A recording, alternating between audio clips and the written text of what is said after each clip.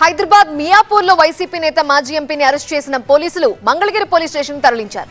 Mangalagiri TDP office పై దాడి కేసులో ఆయన్ని అదుపులోకి తీసుకున్నారు. ఈ అరెస్ట్ పై నందిగం సురేష్ భార్య ఆగ్రహం వ్యక్తం చేస్తున్నారు.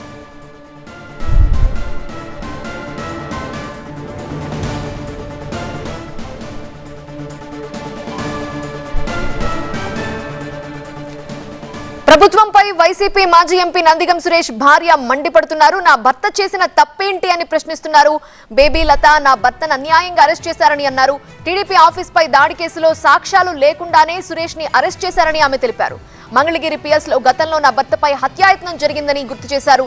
అర్ధరాత్రి 1 గంటకు నా భర్తని అరెస్ట్ చేశారని చెప్తున్నారు. నా భర్తకేదైనా జరిగితే చంద్రబాబుదే బాధ్యత అంటున్నారు నందిగం సురేష్ భార్య బేబీ లత.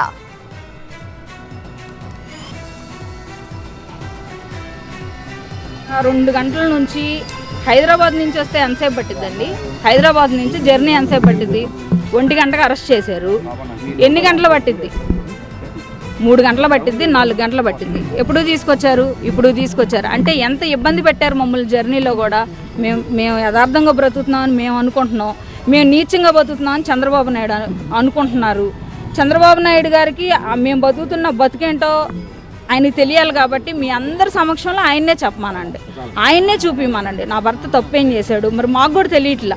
ఆ తప్పులేంటో మీ అందరి సమక్షంలో ఆయన్నే చెప్తే మేము కూడా వింటాం, రాష్ట్ర ప్రజలు కూడా వింటారు. ఏ నేరం లేకుండా అరెస్ట్ చేయడానికి ప్రజావేదిక కూల్చేదానిలో, టీడీపీ పార్టీ ఆఫీస్ కూల్చేదానిలో ఏ మీడియాలోనైనా లేకపోతే ఏ నందిగం సురేష్ గారు ఉన్నట్టు ఏ ఒక్క సాక్ష్యమైనా ఉంటే ఇదిగో నందిగం సురేష్ గారు ఎలా ఉన్నారు, ఇదిగో ఫోటో అని చూపించవచ్చు కదా.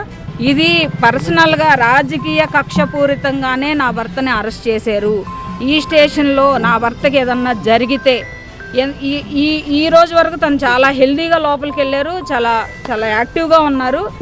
ఏ చిన్న ఇబ్బంది ఉండి ఆయన బయటకు వచ్చినా సరే నేను చంద్రబాబు నాయుడు మీద హైకోర్టుకు కాదు సుప్రీంకోర్టుకు కూడా వెళ్ళి నేను చంద్రబాబు నాయుడు మీదే కేసు పెడతాను.